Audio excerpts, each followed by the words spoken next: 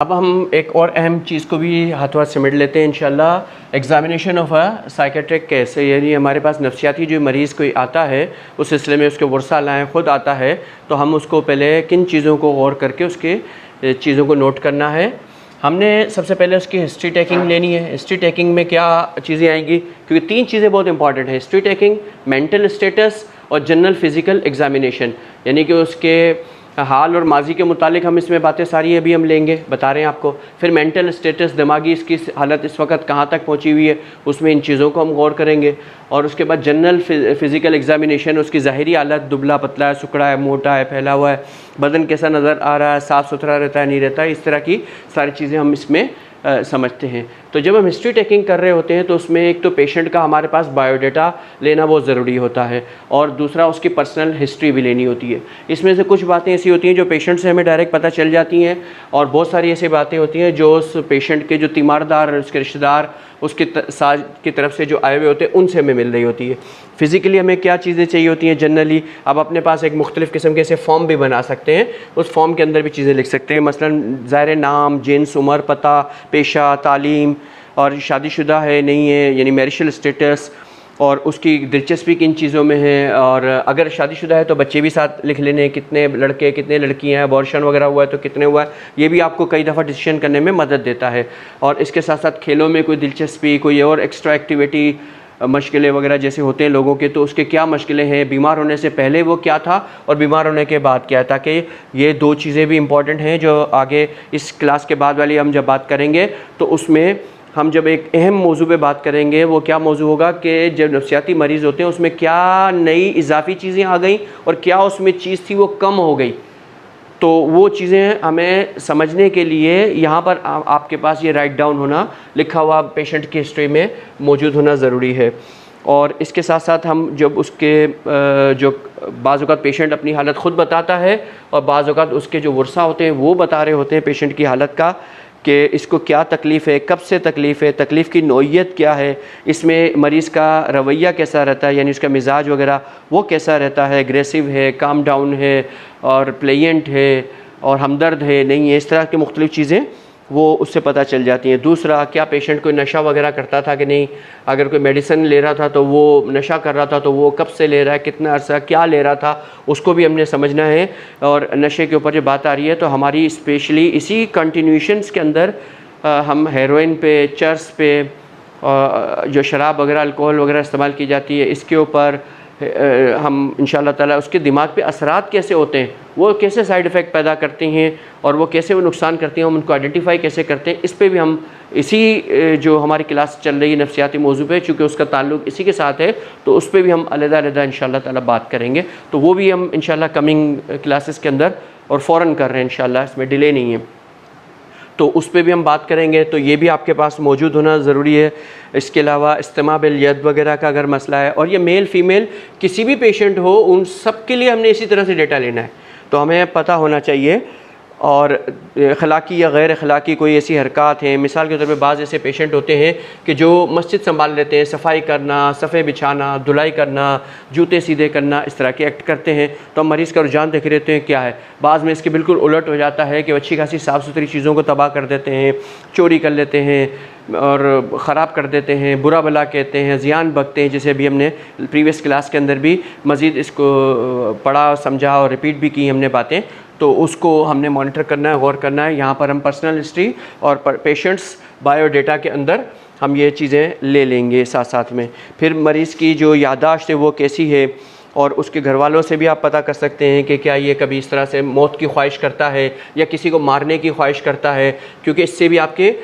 जो तहरीकात समझने में और मरीज़ के मर्ज़ की आइडेंटिफिकेशन करने में आपको बहुत आसानी हो जाएगी, आपको फ़ायदा हो जाएगा। और ख़ुदकुशी की कोई अटैम्प्ट इसने की है कि नहीं की वो भी आ जाए, कितना अरसा कबल की है, बीमार होने के कितने अरसे बाद की है ये भी आपको पता हो। रोज़मर्रा की जो उसकी हरकत हैं, जिसमें दो किस्म की हरकत होती हैं, एक वो होता है कि अपनी बाईवेश अपने इरादे से करता है, कुछ वो होता है कि उसको पता ही नहीं है और फिर भी कर रहा है। तो इस चीज़ों को भी आप अपने पास लिखें और अच्छे से नोट्स बनाएं और उसको राइट डाउन करते जाएं, ताकि आपको पेशेंट आइडेंटिफाई करने में आसानी होगी। और उसकी फ़ायदा ये भी होगा आपको कि जब आप इलाज कर रहे होंगे और इलाज के दौरान में जो आप दवाइयाँ दे रहे हैं मरीज़ के लिए जो हिदायत दे रहे हैं, तो इन सब चीज़ों में कमी आ रही होगी और आप चेक कर रहे होंगे, थोड़े से में आपको तजुर्बा भी हो जाएगा कि जब इलाज के बाद कौन कौन सी चीज़ें पहले कम होती हैं और कौन सी बाद में होती हैं। तो आपको सिमिलर कोई अगर पेशेंट आ जाए तो उसमें उनको ट्रीट करना आसान होता है, प्लस आपको प्रोग्रेस का भी पता चल रहा होता है कि जब पेशेंट आया तो उसके पास उस वक्त क्या चीज़ें थी और अब उसमें से किस किस चीज़ में बेहतरी आ रही है और मरीज़ किस रूट पे जा रहा है, बेहतरी का अमल कहाँ की तरफ हमारा जा रहा है। तो ये आम तौर पे चीज़ें इसमें लाजमी होती हैं चेक करना। पास्ट के बारे में भी पेशेंट के बारे में पता होना चाहिए, प्रेजेंट कंप्लेंट्स वो तो आगे कि इस वक्त मौजूदा मरीज़ की हालत क्या है, मरीज़ इस वक्त किस तरह का बिहेव कर रहा है, कैसे कर रहा है, ये सारी चीज़ें तो आपकी प्रेजेंट इस पर्सनल हिस्ट्री और बायोडाटा के साथ साथ आपने ले ली, लेकिन उसके साथ साथ पास्ट इलनेस के माजी में कोई ऐसी बीमारी, ऐसे बुखार में मिसाल नमूनिया में रहा है या कोई दिमागी मर्ज़ में रहा है, कोई इसका ट्रीट ऐसा हुआ हो, कोई हादसा, कोई चोट उसको लगी हुई हो, तो पास्ट इलनेस के बारे में ये आपको मरीज़ के वर्सा ज़्यादातर बताते हैं। इससे आपको अंदाज़ा हो जाएगा कि ये पैदाइशी मर्ज़ है,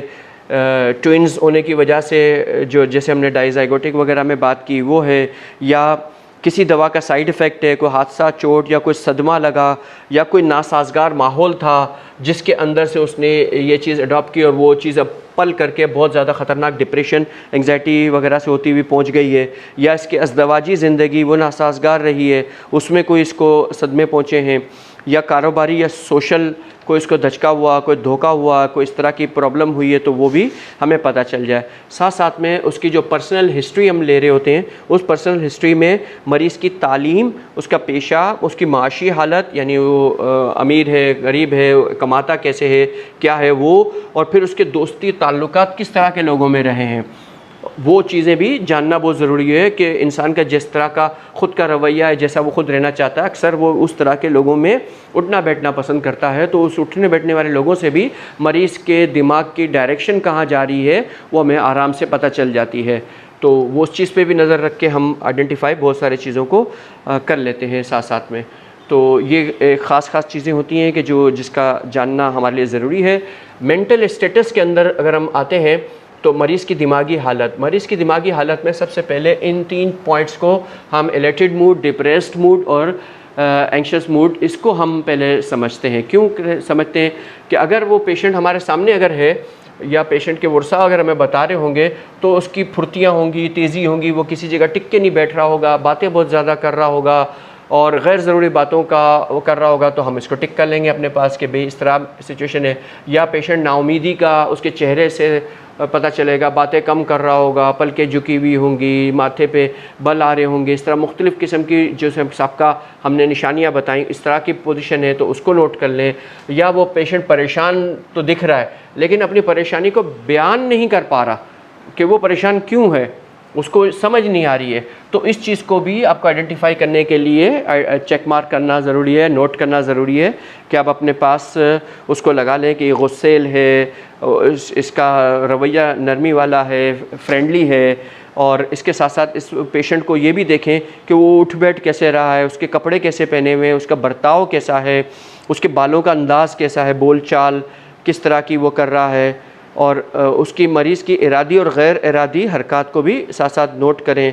कि बातें अगर कर रहा है तो ज़्यादा अगर कर रहा है लेकिन वो बेतुकी बातें कर रहा है या काम की बातें कर रहा है, या बहुत बारीक बीनी में जा रहा है, बहुत डेप्थ में उतर रहा है और माजी से पुरानी बातों को कुरेद करके लेके आ रहा है। नफ्सियाती मरीज़ों में ये भी एक मसला होता है कि वो कई दफ़ा हाजिर की बातें तो उनको नहीं पता, उस पर कोई तवज्जो नहीं है, उन्हें क्या नसीहत क्या डायरेक्शन दी गई, लेकिन पुरानी से पुरानी चीज़ों को वो ऐसे ला करके ऐसे बयान करेंगे कि भाई मेरी तो ऐसी गज़ब की यादाश्त है कि मुझे एक छोटे से छोटा लगा हुआ नुक्ता भी मुझे मालूम है किसी बंदे के मुतालिक, तो इम्प्रेस करने की कोशिश कर रहा होता है। उसको भी हमें यहाँ पता होना चाहिए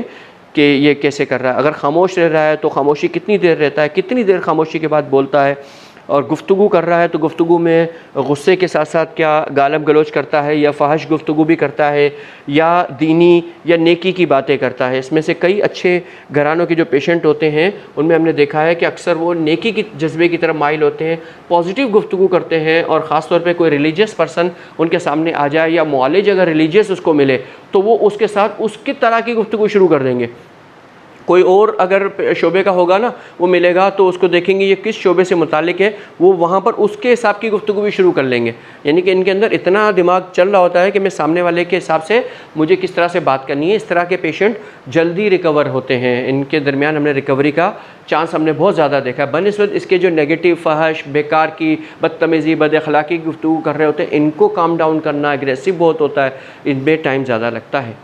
तो इसका भी हमें पता होना चाहिए कि हम किस तरह के मरीज़ को हैंडल कर रहे हैं। फिर मरीज़ के जो परसेप्शंस हैं वो भी हमें पता होना चाहिए, यानी परसेप्शंस एंड थॉट्स, यानी ख्यालात और सोच, इसका भी हमें आइडिया होता है उसकी गुफ्तगू और उससे कि मरीज़ का ब्रेन फ़्लो किस तरफ जा रहा है, उसका जो थॉट्स हैं, उसका जो निगाह ज़ाविया है, वो दुनिया को कैसे देख रहा है, अपने बारे में वो क्या गुमान कर रहा है, ये हमें यहाँ ख़यालात और सोच, परसेप्शंस और थॉट्स के अंदर हमें लिखना है कि मालूम करें कि क्या वो किसी से लड़ने का इरादा रखता है, किसी को मारने का ख्याल दिल में ला रहा है, या ख़ुद को ख़ुदकुशी करने का इरादा रख रहा है, ख़ुद को मारने का ख्याल रखता है, और अगर ख़ुद को मारना चाहता है तो किस तरह ख़ुद को मारना चाहता है, या वो किसी को मारना चाहता है तो उसको किस तरह से हर्ट करना चाह रहा है, उसको सिर्फ डैमेज करना चाहता है या जान से मारना चाहता है। ये सिर्फ सोच तक होती है, इसे आमतौर पे अमलन वो करता नहीं है, लेकिन वो ऐसी चीज़ें पालता ज़रूर है।